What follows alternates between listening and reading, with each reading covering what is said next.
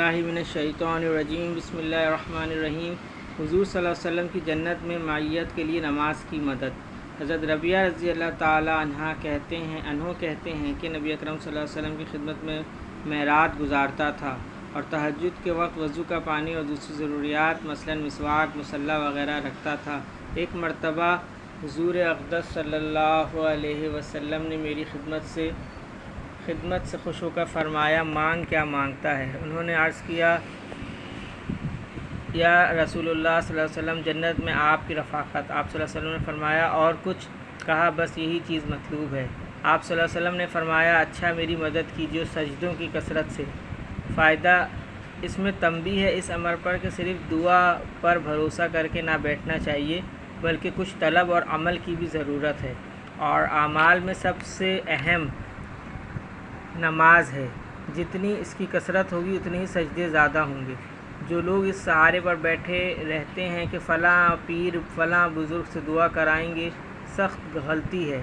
اللہ جل شانہ نے اس دنیا کو اسباب کے ساتھ چلایا ہے، اگرچہ بے اسباب ہر چیز پر قدرت ہے، اور قدرت کے اظہار کے واسطے کبھی ایسا بھی کر دیتے ہیں، لیکن عام عادت یہی ہے کہ دنیا کے کاروبار اسباب سے لگا رکھے ہیں۔ حیرت ہے کہ ہم لوگ دنیا کے کاموں میں تو تقدیر پر اور صرف دعا پر بھروسہ کر کے کبھی نہیں بیٹھتے، 50 طرح کی کوششیں کرتے ہیں، مگر دین کے کاموں میں تقدیر اور دعا بیچ میں آ جاتی ہے۔ اس میں شک نہیں کہ اللہ والوں کی دعا نہایت اہم ہے، مگر حضور صلی اللہ علیہ وسلم نے بھی یہ ارشاد فرمایا کہ سجدوں کی کثرت سے میری دعا کی مدد کرنا۔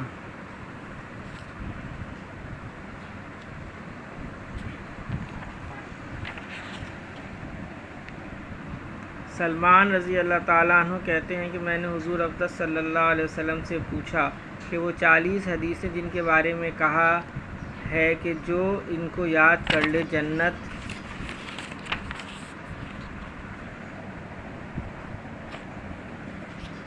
میں داخل ہوگا، وہ کیا ہیں؟ حضور صلی اللہ علیہ وسلم نے ارشاد فرمایا، نمبر 1، اللہ پر ایمان لاوے، یعنی اس کی ذات و صفات پر، اور آخرت کے دن پر، اور فرشتوں کے وجود پر، اور کتابوں پر، اور تمام انبیاء علیہ السلام پر، اور مرنے کے بعد دوبارہ زندگی پر، اور تقدیر پر کہ بھلا اور برا جو کچھ ہوتا ہے سب اللہ ہی کی طرف سے ہے، اور گواہی دے تو اس امر کی کہ اللہ کے سوا کوئی معبود نہیں، اور حضور اکرم صلی اللہ علیہ وسلم اس کے سچے رسول ہیں، اور ہر نماز کے وقت کامل وضو کر کے نماز کو قائم کرے۔ کامل وضو وہ کہلاتا ہے جس میں آداب و مستحبات کی رعایت رکھی گئی ہو، اور ہر نماز کے وقت اشارہ ہے اس بات کی طرف کہ نیا وضو ہر نماز کے لیے کرے، اگرچہ پہلے سے وضو ہو کہ یہ مستحب ہے، اور نماز کے قائم کرنے سے اس کے تمام سنن اور مستحبات کا اہتمام کرنا مراد ہے۔ چنانچہ دوسری روایت میں وارد ہے، یعنی جماعت میں صفوں کا ہموار کرنا کہ کسی قسم کی کجی درمیان میں خلا نہ رہے، یہ بھی نماز قائم کرنے کے مفہوم میں داخل ہے۔ زکوٰۃ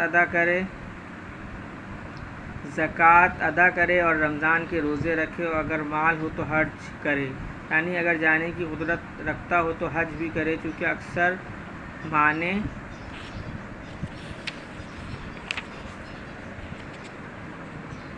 مال ہی ہوتا ہے، اسی لیے اس کو بھی ذکر فرما دیا، ورنہ مقصود یہ ہے کہ حج کی شرائط پائے جاتے ہوں تو حج کرے۔ 12 رکعت سنت موقدہ روزانہ ادا کرے۔ اس کی تفصیل دوسری روایت میں اس طرح آئی ہے کہ صبح سے پہلے 2 رکعت، ظہر سے قبل 4، ظہر کے بعد 2 رکعت، مغرب کے بعد 2 رکعت، عشاء کے بعد 2 رکعت، اور وتر کو کسی رات میں نہ چھوڑے، چونکہ وہ واجب ہے اور اس کا اہتمام سنتوں سے زیادہ ہے، اس لیے اس کو تاکیدی لفظ سے ذکر فرمایا۔ اور نمبر 15 حدیث ہے، اور اللہ کے ساتھ کسی کو شریک نہ کرے، اور والدین کی نافرمانی نہ کرے، اور ظلم سے یتیم کا مال نہ کھاوے، یعنی اگر کسی وجہ سے یتیم کا مال کھانا جائز ہو، جیسا کہ بعض صورتوں میں ہوتا ہے، تو مذائقہ نہیں، اور شراب نہ پیے، اور زنا نہ کرے، جھوٹی قسم نہ کھاوے، جھوٹی گواہی نہ دے، خواہشات نفسانیہ پر عمل نہ کرے، مسلمان بھائی کی غیبت نہ کرے، عفیفہ عورت کو تہمت نہ لگائے، اسی طرح عفیف مرد کو اپنے مسلمان بھائی سے کینہ نہ رکھے، لہو لعب میں مشغول نہ ہو، تماشائیوں میں شریک نہ ہو، کسی پستاقت کو عیب کی نیت سے ٹھیکنا مت کہو، یعنی اگر کوئی عیب دار لفظ ایسا مشہور ہو گیا ہو کہ اس کے کہنے سے نہ عیب سمجھا جاتا ہو، نہ عیب کی نیت سے کہا جاتا ہو، جیسا کہ کسی کا نام بدھو پڑ جاوے تو مذائقہ نہیں، لیکن طعن کی غرض سے کسی کو ایسا کہنا جائز نہیں۔ کسی کا مذاق مت اڑا، مسلمان کے درمیان چغل خوری نہ کر، اور ہر حال میں اللہ جل شانہ کی نعمتوں پر اس کا شکر ادا کر، بلا اور مصیبت پر صبر کر، اور اللہ کے عذاب سے بے خوف مت ہو۔ اعزاء سے قطع تعلق مت کر بلکہ ان کے ساتھ صلہ رحمی کر۔ اللہ کی کسی مخلوق کو لعنت مت کر۔ سبحان اللہ، الحمدللہ، لا الہ الا اللہ، اللہ اکبر، ان الفاظ کا اکثر ورد رکھا کر۔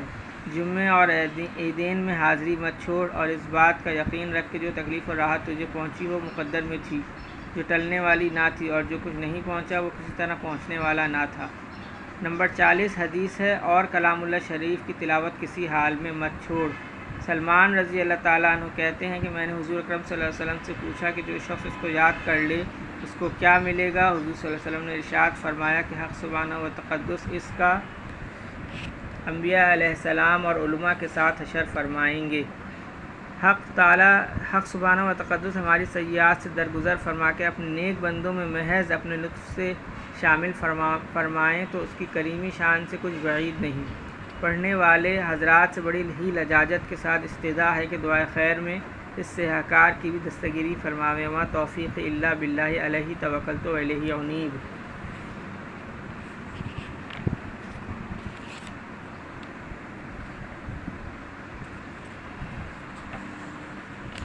نبی اکرم صلی اللہ علیہ وسلم کا ارشاد ہے کہ قیامت میں سب سے پہلے نماز کا حساب کیا جائے گا۔ اگر وہ اچھی اور پوری نکل آئی تو باقی اعمال بھی پورے اتریں گے، اور اگر وہ خراب ہو گئی تو باقی اعمال بھی خراب نکلیں گے۔ حضرت عمر رضی اللہ تعالیٰ عنہ نے اپنے زمانہ خلافت میں ایک اعلان سب جگہ کے حکام کے پاس بھیجا تھا کہ سب سے زیادہ معتمم بالشان چیز میرے نزدیک نماز ہے۔ جو شخص اس کی حفاظت اور اس کا اہتمام کرے گا وہ دین کے اور اجزاء کا بھی اہتمام کر سکتا ہے، اور جو اس کو ضائع کر دے گا وہ دین کے اور اجزاء کو زیادہ برباد کر دے گا۔ فائدے میں حضرت فرماتے ہیں نبی اکرم صلی اللہ علیہ وسلم کے اس پاک ارشاد اور حضرت عمر رضی اللہ تعالی عنہ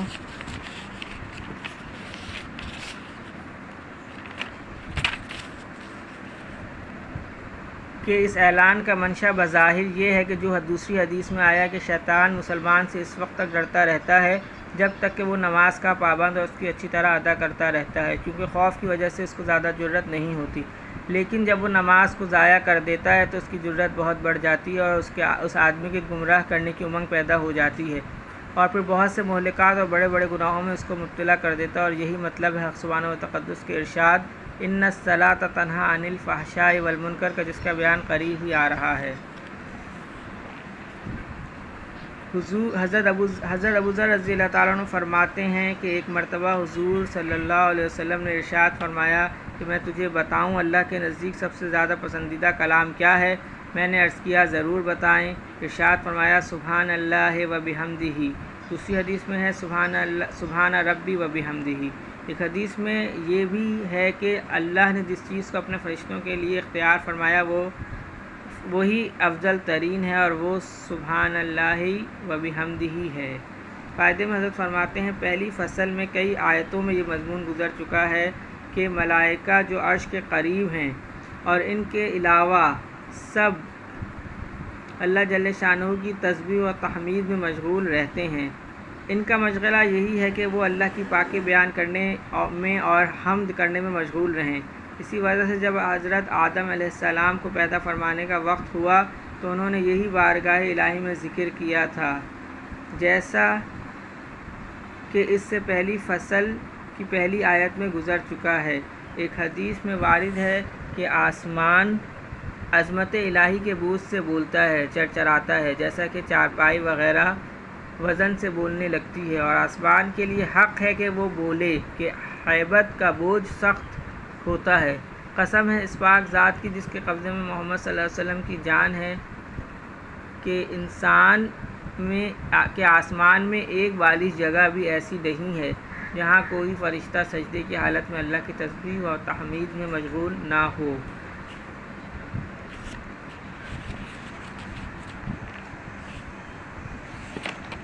اور اس سے بہتر کس کی بات ہو سکتی ہے جو خدا کی طرف بلائے اور نیک عمل کرے اور کہے کہ میں فرما برداروں میں سے ہوں۔ بیان القرآن۔ مفسرین نے لکھا ہے کہ جو شخص بھی اللہ کی طرف کسی کو بلائے وہ اس بشارت اور تعریف کا مستحق ہے، خواہ کسی طریق سے بلائے۔ مثلاً انبیاء علیہ السلام معجزے وغیرہ سے بلاتے ہیں اور علماء دلائل سے اور مجاہدین تلوار سے اور معززین اذان سے۔ غرض جو بھی کسی شخص کو دعوت الی الخیر کرے وہ اس میں داخل ہے، خواہ اعمال ظاہرہ کی طرف بلائے یا اعمال باطنہ کی طرف، جیسا کہ مشائخ صوفیہ معرفت اللہ کی طرف بلاتے ہیں۔ مفسرین نے یہ بھی لکھا ہے کہ قال انانی من المسلمین میں اسی طرف اشارہ ہے کہ مسلمان ہونے کے ساتھ تفاخر بھی ہو اور اس کو اپنے لیے باعث عزت بھی سمجھتا ہو، اس اسلامی امتیاز کو تفاخر کے ساتھ ذکر بھی کرے۔